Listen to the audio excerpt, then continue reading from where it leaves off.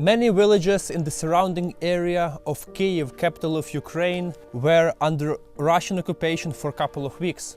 So I have visited Shevchenkove, the village east of Kyiv, and met Tamara, who is going to tell us what people had to go through during those terrible times. Yes, hello, come on. Can you show us, please, where was the Russian army, how did they stand, and so on? In this part of village, they put Gaubitsa, and at the farm they have more of technique, point or racket point. Okay. This and Ukrainian artillery shoot this here. So you've seen everything from your window? Yeah, I have a photo. Really? Yeah. Wow. By the way, Tamara is running the Instagram account, and she's one of the few people who were able to continue posting during occupation. So please subscribe. You can scroll down, see all the posts in a chronological order, and you can use the translation button to understand what was happening during those times. Okay, thank you, Tamara, for receiving us here. Tell us what happened here on March 8th, when you were at home in the morning, in the evening, afternoon. Russians come at my village 8th of March, but come at my house at 12th of March. And they put some Gaubitsa here and come to house and take all of he need. Some food, some strange things like spray, yes, backpack, and many others strange things. Then they take my car, my generator, I don't know, and ask about Apple Technic. That was so funny because I have a box from iPad, iPhone, some AirPods, and no Technic here. I hide a Technic, and I tell him I haven't here Technic. We run from Kyiv when bombs was down, and my technique was at the work. It's okay. What do you have here? And we then take another phone and take my all of they take of house and go to village, and that's all. But then they come and shoot at the window at my house. But at first, when they comes, I tell in house was a child. You must know at house was a child, and take everything what you need and go away. And after of time, I see at the window they take photos with my car because it's a limit car in Ukraine. In Russia, maybe too. They take a car and they stand and take. Oh, really? Yeah. But so that's funny. amazing. You still have this car. So how come they didn't steal it? When they go back, I take a second key and click to beep beep beep beep beep and find this car. So just to be sure, like they came the first time. Yeah. 4 people. Yeah. The first time 2 people came. 2 people. Yeah. You were sitting in the basement, and they went to take all the food they needed. Yeah. How did they take the car? Then some soldiers come to the basement and say, who are here?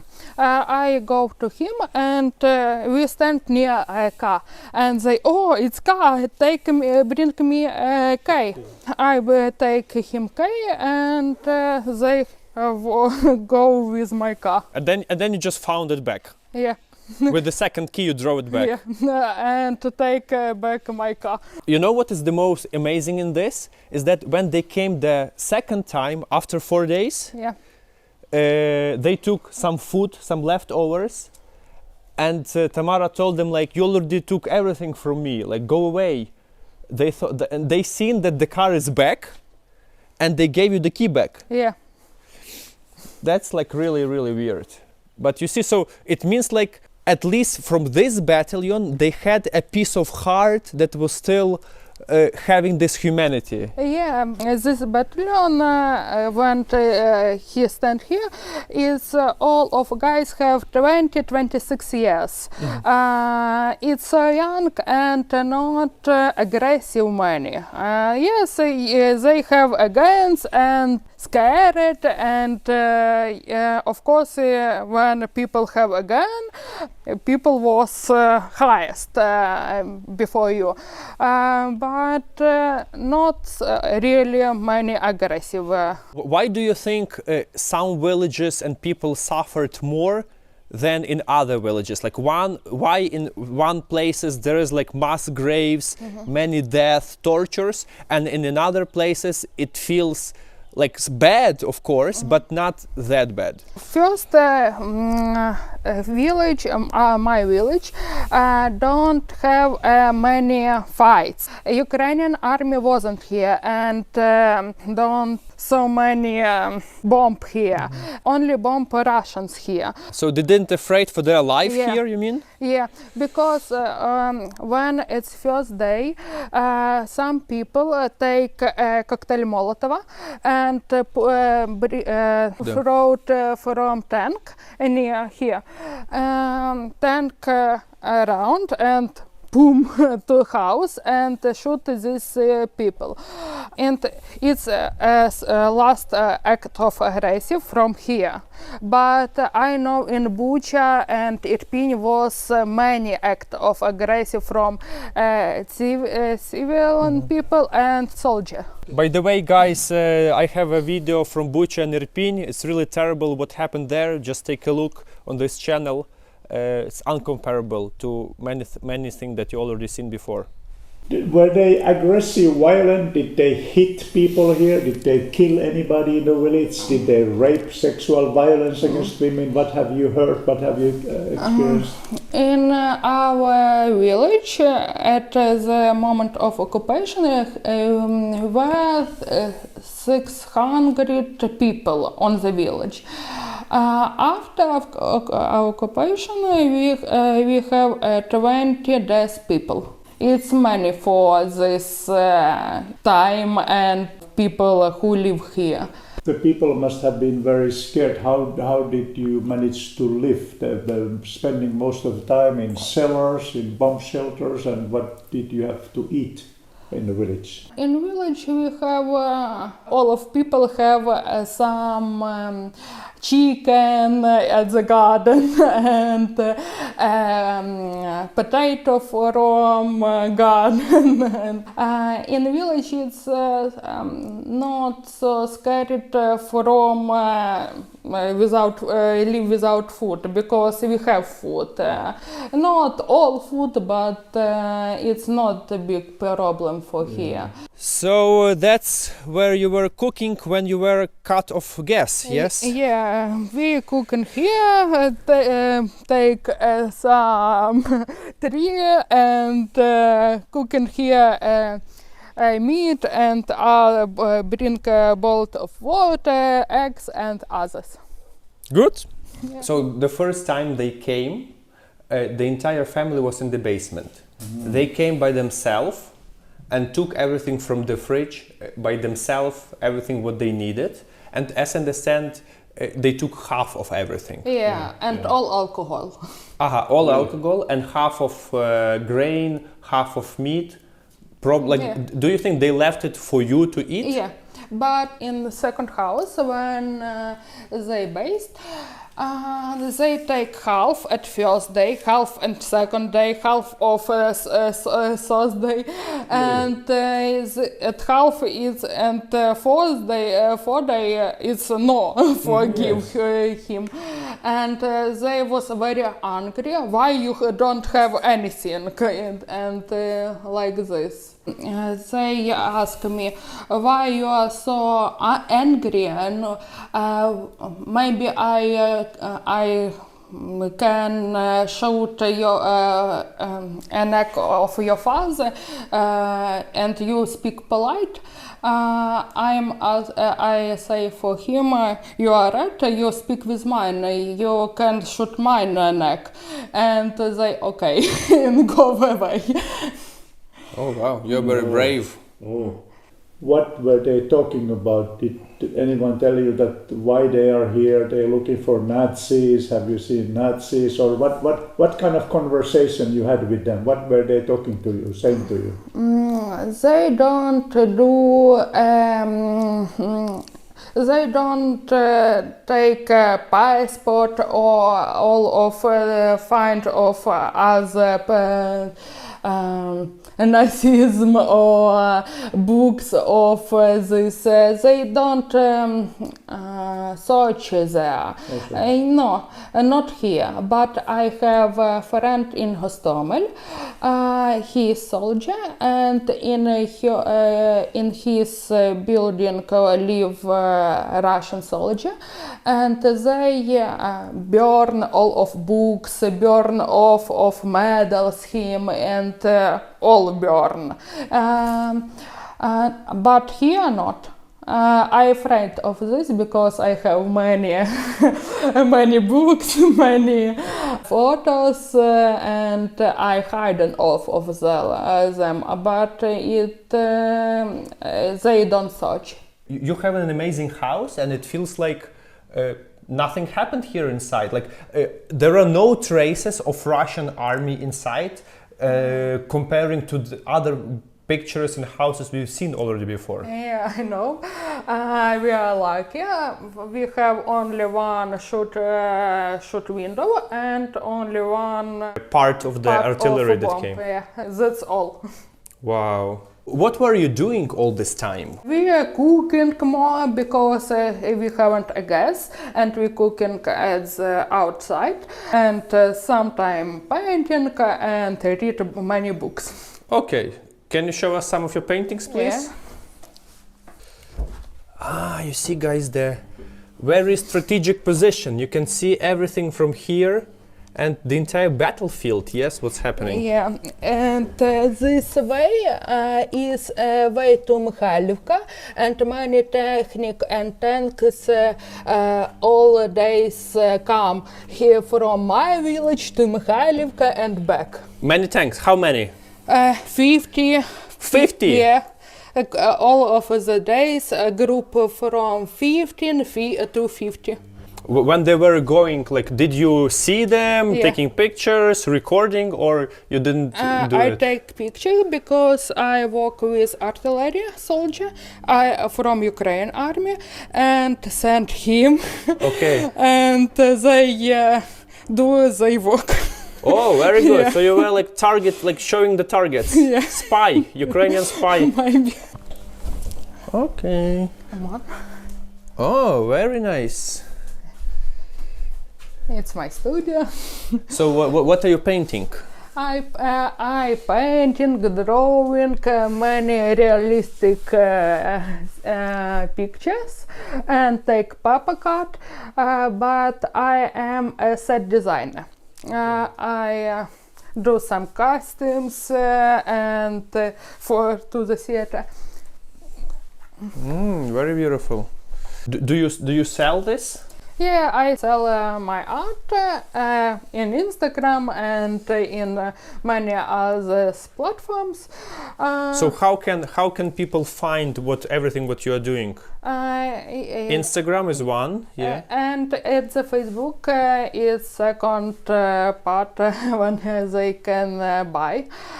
Tamara Shevchuk, artist from Ukraine. So guys, now this is very important. Tamara was staying under occupation for a few weeks. She were helping Ukrainian army the way you just explained, and the least what you can do is support her by buying art from her directly. Below the video I'll provide all the links, and that's the way how you can choose what really resonates to you and contribute. Not even contribute, is like buying art which you will benefit, and it will help Tamara and her family. So please do it and don't hesitate. So the war started on February 24th. When did they come here? What date? At 8th of March. 8th of March they came here. But it sounds like you knew that the war was coming and you were prepared for this. Yeah. I prepared from war, take some gasoline and many other things like this. I think maybe a house with bomb, and I was here. I can take and go evacuate. Yeah. Oh wow! I have many plans from evacuated, and I am hiding all of nationality thing like trezub. So you hide this, yes? Yeah, like. What about the flag? I see the flag over there. I hide flag, but I take away. And I have many certificates from maybe many soldiers and SBU and others Ukrainian politics, and from safe of Ukraine and safe of part of Ukraine, and I hide in all.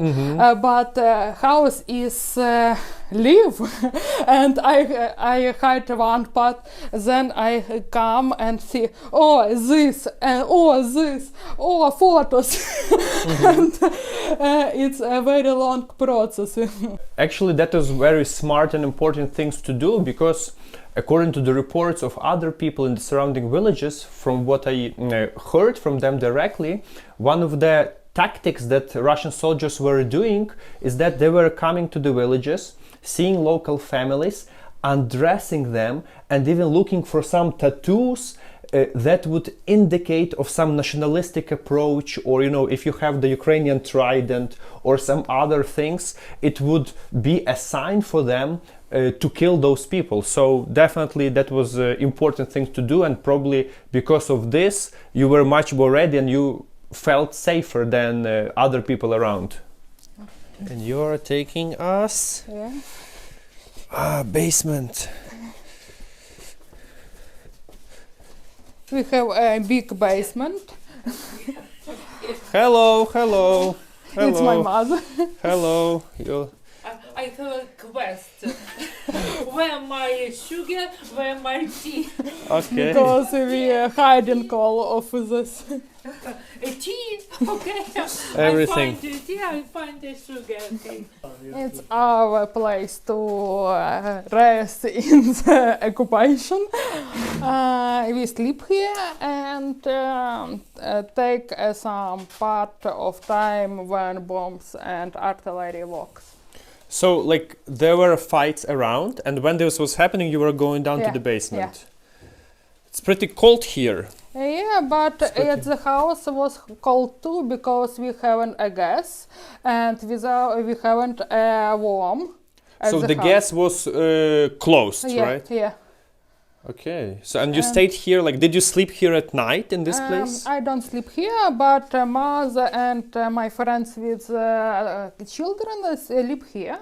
I sleep at the building, because when shoot and when Russians start shoot, I see when they shoot and take some pictures and call Ukrainian soldiers. Oh wow! Harry, what did they leave behind, and were the Ukrainian army already shooting at them on the 1st of April? What happened on the 1st of April? At 1st of April, the Russians all of Russians tanks and other technique and go from Belarus or Chernihiv come back, but our soldier only work in this way from artillery, only artillery. When he goes, when Russian go, they shoot at all of ways, and it's 1st of April.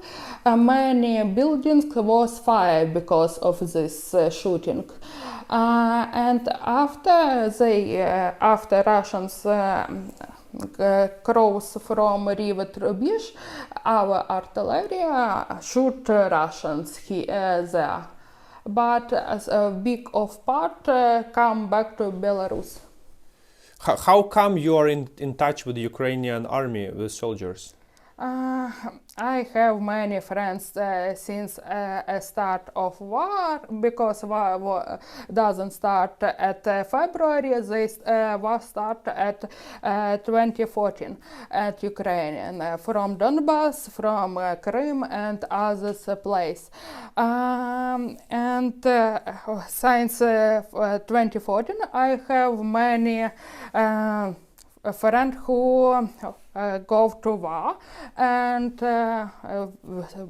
stay soldiers, and I have contact with him and contact here and take coordinates and other things.